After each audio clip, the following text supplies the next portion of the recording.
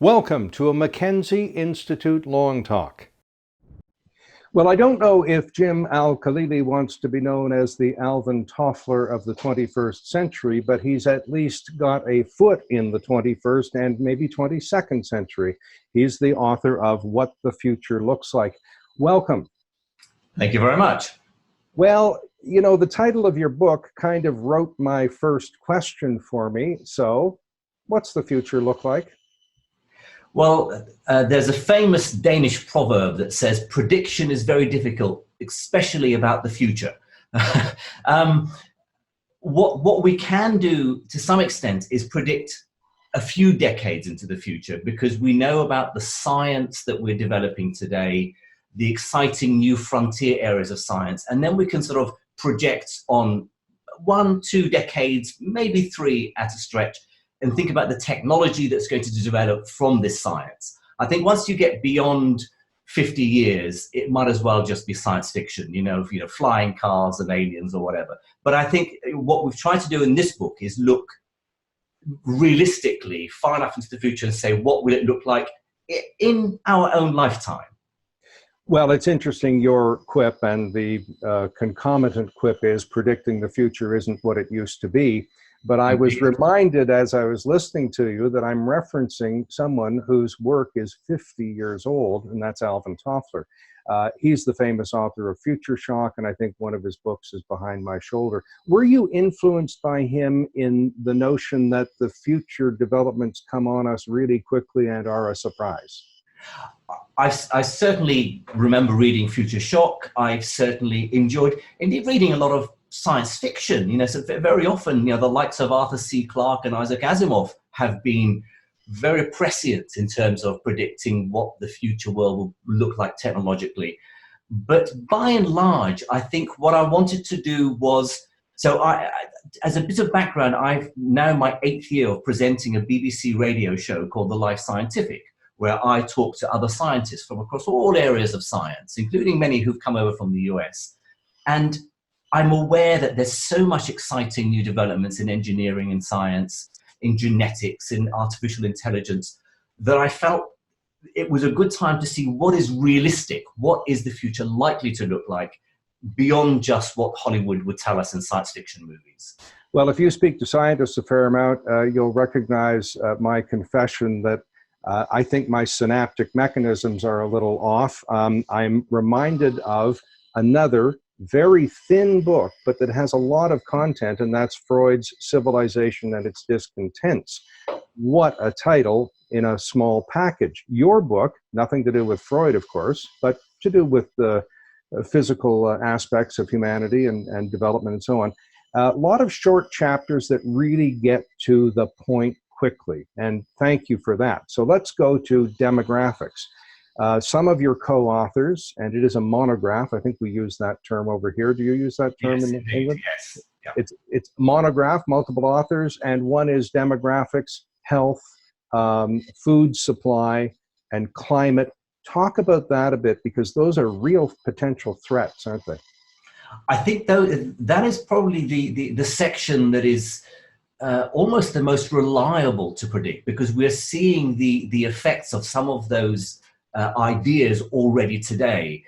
We hear about the implications of sea level rises, for example. There was a recent prediction that says if the Greenland ice sheets are followed by melting, followed by the Antarctic ice sheets, we may see a rise of 2 meters in sea level. Now, of course, that is a worst case scenario, but if that does happen, it means a huge change in the world population distribution, with coastal areas being devastated and people, millions of people having to uproot and move around the world. So these are real issues. It's not just neat technology or the latest gadget that we're going to carry around in our phone. These are implications that are going to affect everyone, whether they like it or not. Well, yes, indeed. And to continue the futuristic repartee, it's almost back to the future, to a Dickensian kind of world, when the fastest growing urban form is the mega slum, and simply sanitation and some of those basic challenges are going to be huge, probably greater than they were in Dickens' time. I think that's right. We are seeing the rise of these mega cities, and while in some respects we think about wealth becoming gathering and concentrating in urban areas rather than being out in the countryside, and we think that's a great thing because we tend to think of the affluent central core of these large cities around the world, and we forget that there's this growing ring of poverty around some of these big cities. You can think about some of the cities in South America or in India, where the infrastructure is at some point not going to be able to cope. So you're quite right. This is, in a sense, a bigger crisis than sort of the Dickensian idea of the gap between the haves and have-nots. Something will have to be done. Now, after a few more questions about the problem and our agreeing about the magnitude of the problem, we should get into solutions. But let me talk about pandemic planning, because I think that's really important. And when people are not at a social distance and crammed into tough quarters, it's just like Dickens' London, as we've both agreed. There's one more thing, and one of your authors points out that 70% of infectious diseases have you call it I call it an animal origin, but it's a zoonotic origin, meaning the people who get exotic animals for either unfortunate sport or for, say, reasons that they think is going to be a potion or something, grinding down the horns of animals. This can spread horrible new diseases really quickly. What do we do about that?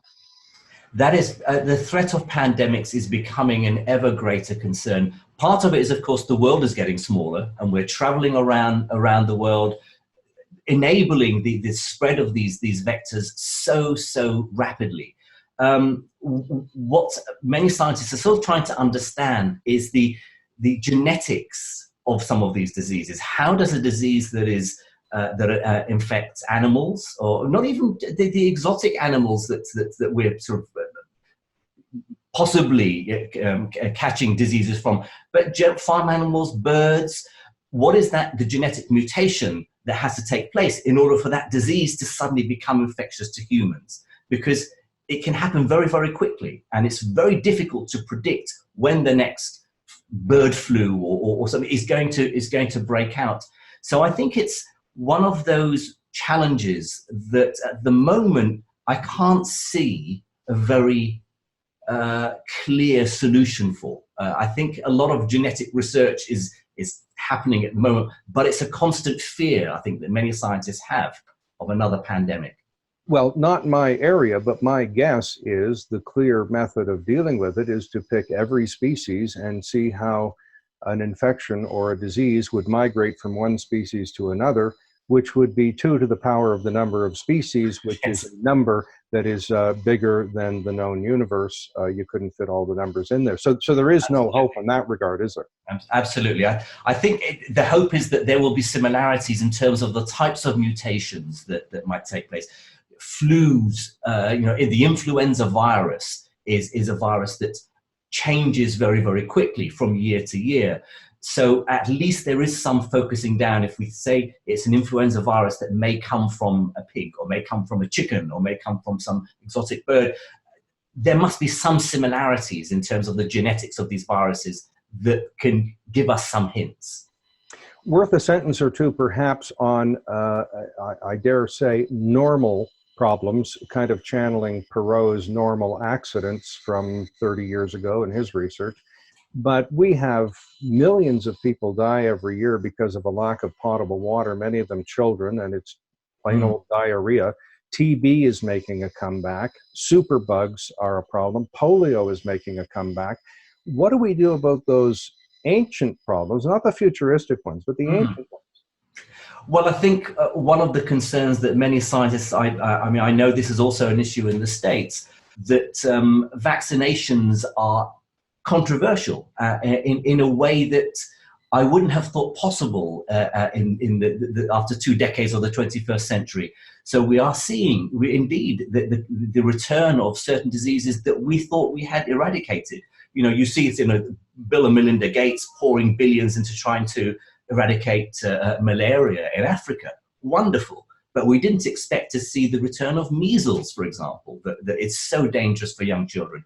So in one sense, there has to be a dialogue between the scientific community and the wider public about there should not be this irrational fear of vaccinations. And of course, the other issue is that we do have to be looking for new types of antibiotics. Antimicrobial resistance is a huge problem. Microbes, bacteria will evolve, they will mutate, so they become immune to the vaccines and medicines that we provide humans. So a lot of research is being done, but you're right, whether it's a sufficient clean water supply, a lot of these issues the United Nations is aware of and wants to, put into place various long-term projects. Unfortunately, politicians and governments and administrations tend to have more short-term concerns to worry about, whether it's geopolitics or economics.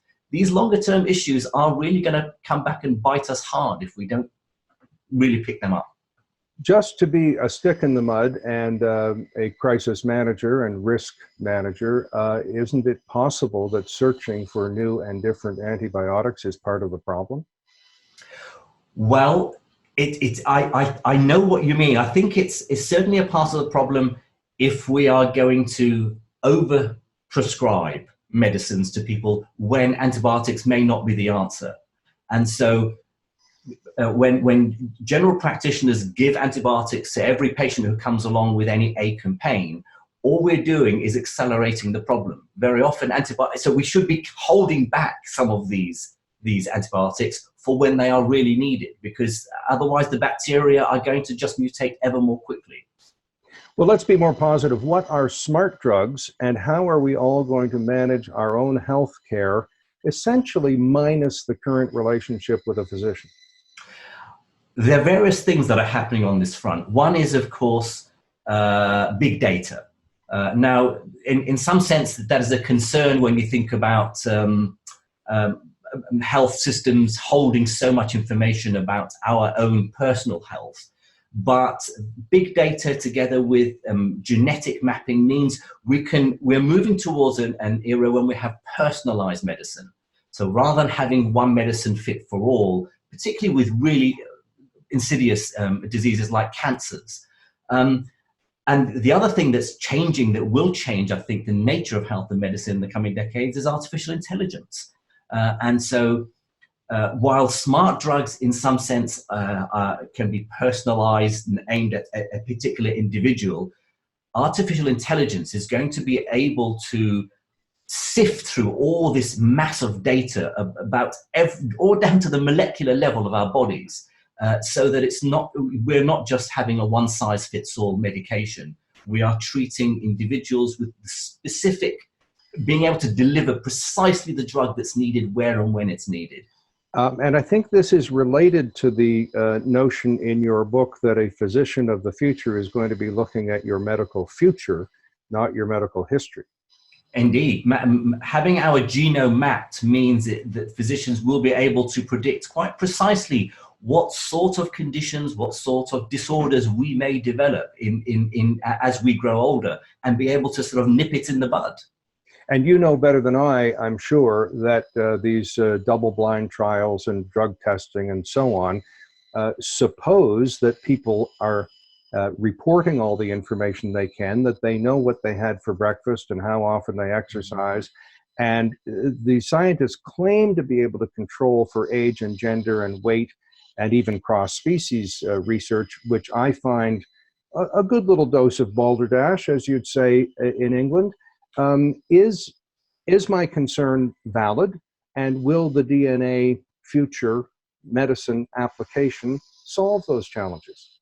I think it will go a long way to solving that. Medicine, I mean, my area is theoretical physics. So I am very used to precise mathematical models, carrying out experiments, controlling dials, being able to make predictions about the natural world very precisely.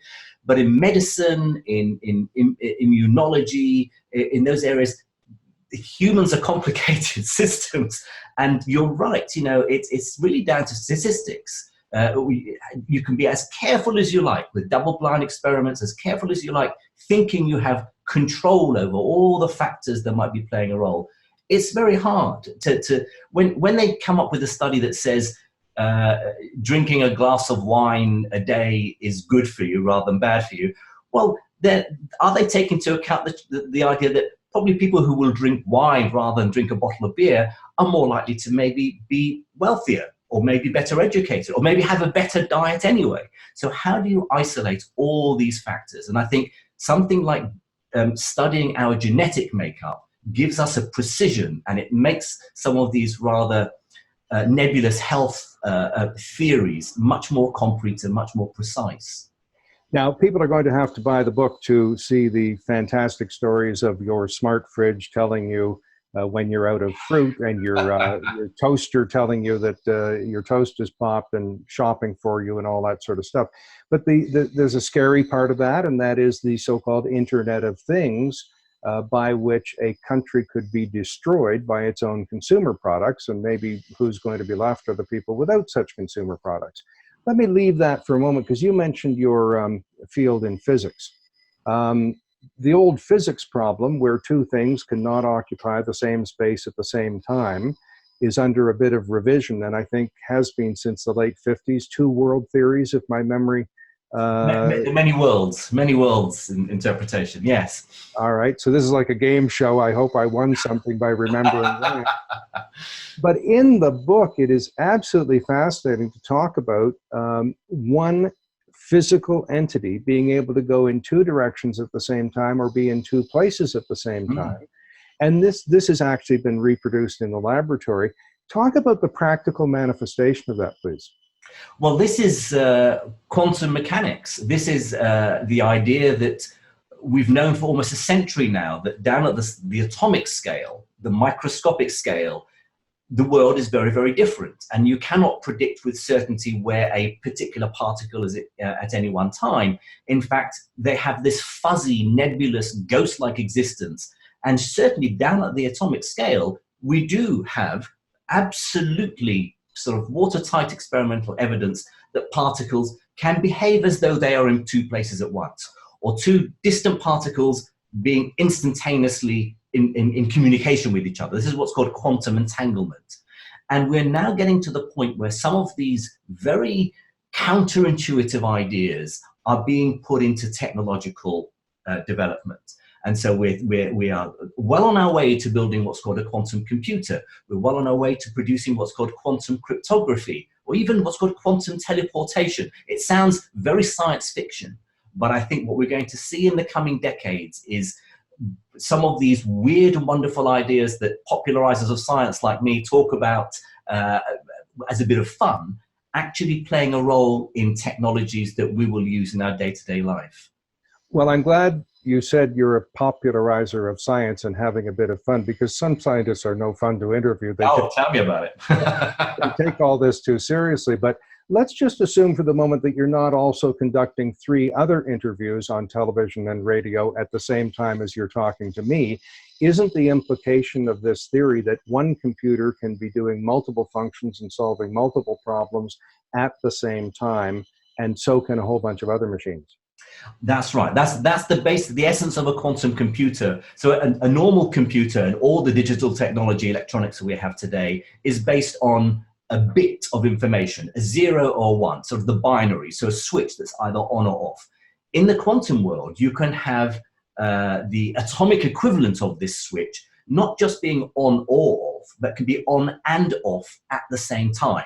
A particle can be, an electron can spin clockwise and anti-clockwise at the same time. Now, don't even try to get your head around what that actually means, because we can't visualize it. It's very, very strange. Physicists have learned to deal with this over the last century, and we've conducted many experiments. In fact, without quantum mechanics, we wouldn't be having this conversation across the internet.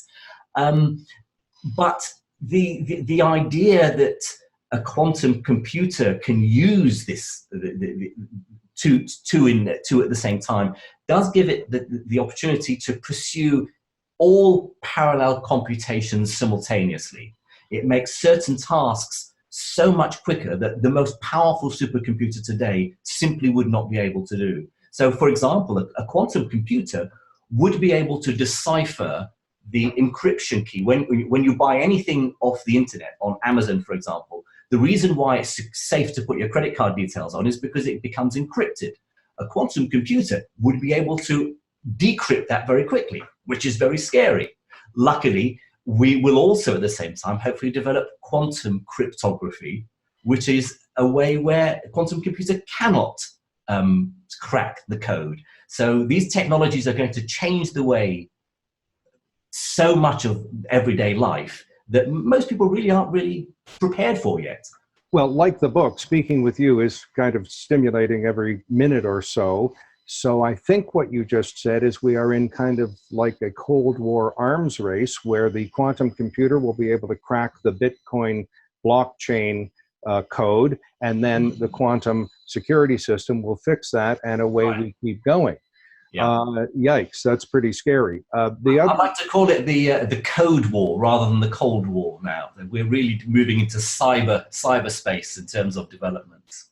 So let's call quantum computing multitasking on a great big scale. And if I may get into another topic that you dealt with interestingly, it's kind of like the interface between humans and technology. How can human DNA help computers function or store information? The basic idea there is that we know that human or any organism's DNA is the ultimate in information storage. You know, if you think that every strand of DNA in every cell in our body contains the manual of life, it contains all the information that makes me me. And so the idea that we're trying to miniaturize, we're trying to make computers ever more powerful and ever smaller, ever more, storing more and more information in a smaller space. Well, life has figured this out. Life has had enough time to evolve this fantastically efficient concept of DNA with the genes fitting on it to store information better than anything we could do electronically. So I think there will come a day when we will be borrowing some of the clever ideas from life and using them in our technological industries. But the street is going to go both ways, isn't it? Aren't we going to borrow some durable and efficient aspects of technology and hard systems and machines and apply them to humans? Absolutely, and I think that a lot of people are sort of concerned about this. You know, it's more than just sort of the bionic man. You know, are we going to become some sort of cyborgs in the future? But I think it's inevitable that we are going to use technologies to enhance or replace aspects of our biology. After all, we wear glasses, we wear hearing aids, we have new hips, we have prosthetic limbs. So we've always used technology to help biology. But I think what's going to come in the future is that it's going to be enhancing things like our thought processes. You know, a chip in the brain that makes you smarter. It sounds like science fiction. It sounds a sort of, you know, a Hollywood movie script, but it's only a continuation of mankind's use of technology to enhance our senses, our abilities. For me, it's just an extrapolation of a pair of glasses. And is that what you mean in the book by the term transhumans? I think for most people, when we talk about transhumanism, it means something rather more precise than that. I think those and I'm still on the fence regarding whether that's a good or bad thing, but I think those who advocate transhumanism see it more to do with changing our thought processes, smart drugs, being able to take a drug that makes you cleverer or makes your attention span longer or makes you happy. You know, it is. I think it's going to come, but all the time it's science fiction. We tend to be rather nervous about it. But technology comes at us so quickly, and it's amazing how quickly we adapt. When you see a 2-year-old kid given a book and they're trying to swipe the pages because they're more used to using an iPad, you realize how quickly humanity can adapt to novel technologies without even realizing it. Well, as you can see behind me, we're kind of a reading family, and my 3-year-old grandson tries to turn the pages on an iPad because he's very good. It's good that we still have a young generation to do that. There's so many more things, and we could talk about the future and time travel, but perhaps we should just meet in some other time and some other space on another occasion. We could talk about cybersecurity. Just for a moment, the 7 deadly sins, can you recite them? Oh, yeah, test, eh? Yes, yes, there you go. You'll have to help me out there, I'm afraid. All right, I'm sorry, that's unfair, but curiosity, apathy, gullibility, courtesy, greed, diffidence, and thoughtlessness, meaning, I assume, when we see a malicious email that is trying to entrap us with something, we do the courtesy of responding. We are apathetic, we are gullible. Boy, we've got to start getting a lot more serious about our own personal data, don't we? That is a huge problem. And I think because the technology is changing so fast with cybersecurity, with AI, I'm worried that the wider society isn't yet ready for it. It's difficult to know. You can't slow the technology down. You know, you can't say, right, we're not going to develop this, we're not going to, because someone else will. So what we have to do is make sure society is, you know, the wider public are ready for some of these technologies and know how to react. We need to have ethical considerations in place. We need to have regulations written in place. And that has to we can't sort of wait and say, well, 5 years from now, we'll start thinking about this seriously. We have to do it now because the technology is coming at us now. Jim Al-Kalili, I give you Exhibit A dog-eared version of your book, proving I really did read it. It was good stuff, and thank you. However, scientists often have a complaint after an interview, and that is, gee, I wish he'd have asked me about X, or how come he didn't deal with Y or understand Z. So I'm going to leave errors and omissions to you, and you may have the last word. Thank you. Well, we've whizzed through various topics in the book. Certainly the last subject where I talked about the possibility of time travel was something my publishers said, we need something in the far future to talk about. That's quite exotic. But I think one area we didn't talk about is what will happen in terms of space travel, or what will happen in terms of exploring other planets, other worlds. And I talk to colleagues in astronomy who are very excited about various space missions and what we can learn about the universe. As I mentioned at the start, I'm a physicist, so my whole life has been curious about how the universe works and what is our place in the universe. So some of those big questions might seem a bit abstract and not really of interest to everyday life, but exploring space, exploring the possibility of humankind spreading out beyond the solar system isn't that far in the future. I'm never going to volunteer for a trip to Mars. I'll let someone else younger than me do that. But that's something that really excites me and something that we discuss in the book. What are the options for us beyond this planet? Hopefully we don't actually destroy this planet to render it inevitable that we have to leave it. Let's hope we can fix our home planet first before we think about moving elsewhere. You've been so gracious and have got such a good sense of humor. I'll remind you of Al Capp, the ancient American cartoonist who did Little Abner, was a right-wing commentator as well, gave speeches on left-wing campuses, and you can imagine the entertainment value. And he was asked, do you think there's intelligent life on other planets? And he said, well, I hope so. There's darn little of it here. And I've upgraded that to, is there going to be artificial intelligence soon? And the predictions are next year or 500 years from now. And I say, I hope so, because regular intelligence is quite fallible. Very true. Very true. I like it. All right. Thanks again for your time. I'm sure you have duties and responsibilities where you are and with your students. And I assume you're working on a new book. Would you please hurry up and finish it, because this one was very good. I certainly will. Thank you very much, Allan.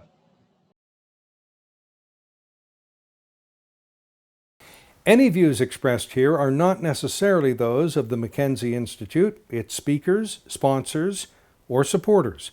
But the Institute is dedicated to fostering public discussion, debate, and education about security matters. Google the Mackenzie Institute to join the discussion. The Mackenzie Institute is grateful to its sponsors and supporters.